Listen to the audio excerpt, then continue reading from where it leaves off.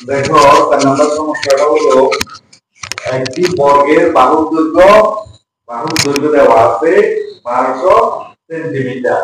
একটা বর্গ আঁকতে পারো? হ্যাঁ। বর্গ চিহ্ন যে ক্ষেত্রে চারটি বাহু সমান তাকে বলা হয় বর্গক্ষেত্র। প্রত্যেকটা হোক সমান তাকে বলা হয় বর্গক্ষেত্র। ঠিক আছে? এক বাহুর দৈর্ঘ্য হলো 1200 সেন্টিমিটার। ওকে, তার মানে প্রত্যেকটা বাহুর দৈর্ঘ্য হলো 1200 সেন্টিমিটার। ওকে, বর্গটির বাহুর দৈর্ঘ্য কত মিটার? আমাদেরকে বললো যে ক নম্বরে প্রশ্ন করলো বর্গটির বাহুর দৈর্ঘ্য কত মিটার। দেওয়া আছে সেন্টিমিটারে, দেওয়া আছে বর্গের বাহুর দৈর্ঘ্য সেন্টিমিটারে, আমাদেরকে নিতে হবে মিটারে। মিটার নিতে পারবা? হ্যাঁ।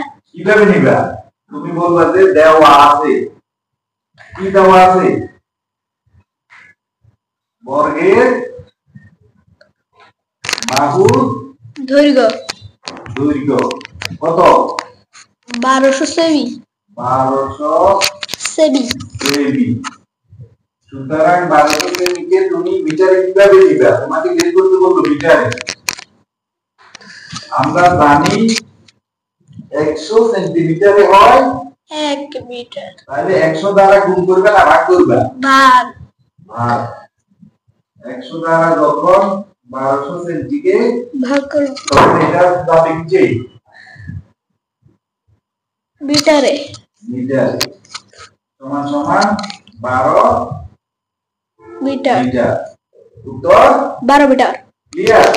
এখন করবে না দাগ এত করে করব না। তুমি লিখবে উত্তর 12 মিটার। এবার দেখো কোন নাম্বার প্রশ্ন, বর্গটির পরিসীমা কত মিটার? বর্গটির পরিসীমা, বর্গের পরিসীমা কোনটাকে বলা হয়? চারপাশের দূরত্বটাই হলো পরিসীমা। প্রত্যেকটা বাহু, এখানে আছে কয়টি বাহু? এখানে ওটার মধ্যে আছে 4টা বাহু, 5টা বাহু, 6টা বাহু, যতগুলো বাহু থাকে প্রত্যেকটা বাহুর দৈর্ঘ্যের সমষ্টি হলো ক্ষেত্রের পরিসীমা। পরিসীমা বাইর করার জন্য আমি প্রথম ভিডিওতে আমরা দেখছি যে কিভাবে পরিসীমা বের করতে হয়। কিভাবে পরিসীমার একটা সূত্র আছে, আয়তক্ষেত্রের পরিসীমা বের করার জন্য একটা সূত্র, বর্গক্ষেত্রের পরিসীমা বের করার জন্য আরেকটা সূত্র। এখন তুমি লিখবা দেওয়া আছে বর্গক্ষেত্রের পরিসীমা বের করতে হবে। পরিসীমা বের করার জন্য আমাদের দরকার হলো কি দরকার? একটা বাহুর দৈর্ঘ্য। তাহলে হতে পায় বর্গের বাহুর দৈর্ঘ্য কত পাইছি? 12 মিটার। 12 মিটার। আমরা জানি বর্গের পরিসীমা সমান, আমরা জানি বর্গ ক্ষেত্রের পরিসীমা সমান পরিসীমা সূত্র হলো বাহু গুণন বাহু। বাহু গুণন বাহু, তাহলে তো ক্ষেত্রফল বের হয়ে যাবে। দৈর্ঘ্য 4 গুণন দৈর্ঘ্য 1 বাহু দৈর্ঘ্য 4 গুণন 1 বাহুর দৈর্ঘ্য, 4 গুণন বাহু দৈর্ঘ্য। এগুলো মনে রাখতে হবে, একটা সূত্র আরেকটার মধ্যে প্রয়োগ করলে ভুল হবে। 4 × 1 বাহু দৈর্ঘ্য, 4 × 1 বাহু দৈর্ঘ্য কত হচ্ছে?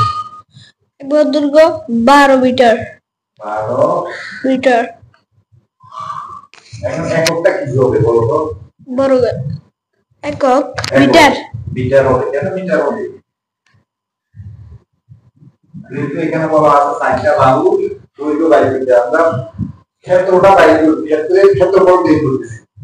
ক্ষেত্রফল হলো একক হলো বর্গ মিটার, তার কারণ 48 মিটার। তারপরে কি লিখবা? উত্তর বর্গক্ষেত্রের পরিসীমা। সুতরাং বর্গক্ষেত্রের পরিসীমা 48 মিটার, উত্তর 48 মিটার। সুতরাং বর্গক্ষেত্রের পরিসীমা 48 মিটার, উত্তর 48 মিটার। 48 মিটার। এবার দেখো নেক্সট কোশ্চেন দেখো, বর্গটির ক্ষেত্রফল কত বর্গ মিটার? বর্গটির ক্ষেত্রফল এবার ক্ষেত্রফল বাই করতে হবে।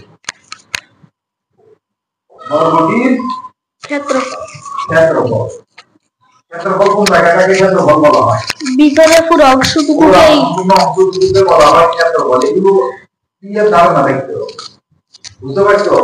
ক্ষেত্রফল যখন তোমাকে ক্ষেত্রফল বলে, বর্গের ক্ষেত্রফল মানে বর্গের যে সীমানা থাকে বাহুটার যে সীমানা আছে এই সীমানার ভিতরে সম্পূর্ণ অংশটাকে বলা হয় ক্ষেত্রফল। যতটুকু জায়গা জুড়ে আছে এই সম্পূর্ণ জায়গাটা হলো ক্ষেত্রফল। সম্পূর্ণ জায়গাটা হলো ক্ষেত্রফল, বর্গের ক্ষেত্রফল। তখন তুমি বলবে যে বর্গের ক্ষেত্রফল তোমার মাথার মধ্যে একটা মুশকিল বর্গের ক্ষেত্রফল কিভাবে বের করব? বর্গের ক্ষেত্রফল সমান সমান বাহু গুণন বাহু, বাহু গুণন বাহু, বাহু গুণন বাহু। তখন তুমি সূত্রে তাহলে আমার বাহু জানতে হবে। বাহু দৈর্ঘ্য কত? বাহু দৈর্ঘ্য কত বের করো? কত হতে পারে? এক বাহুর দৈর্ঘ্য 12 মিটার। 12 মিটার দেওয়া ছিল কোন নাম্বার নাকি 1200 সেন্টিমিটার ছিল। তাহলে আমরা লিখবো হতে পাই 12 মিটার হতে পাই না হতে পাই হতে পাই কি পাই? বর্গের এক বাহুর দৈর্ঘ্য সমান সমান 12 মিটার। আমরা জানি কি জানি আমরা? বর্গ ক্ষেত্রের ক্ষেত্রফল সমান সমান বাহু গুণন বাহু, বাহু গুণন বাহু, বাহু। আর আছে কত? বাহুর দৈর্ঘ্য 12 গুণন 12। এখন কি হবে? বর্গ মিটার। অথবা তুমি লিখতে পারবে 12 মিটার গুণন 12 মিটার, 12 মিটার গুণন 12 মিটার। আর এখন তো হয়ে এখন মিটার মিটার গুণ করাতে হয়ে গেছে বর্গ মিটার। বর্গ। তারপরে লিখবা উত্তর 142 বর্গ মিটার। 12 হলো 142 না 144। 12 গুণ করলে 144। সুতরাং বর্গক্ষেত্রের ক্ষেত্রফল, সুতরাং বর্গ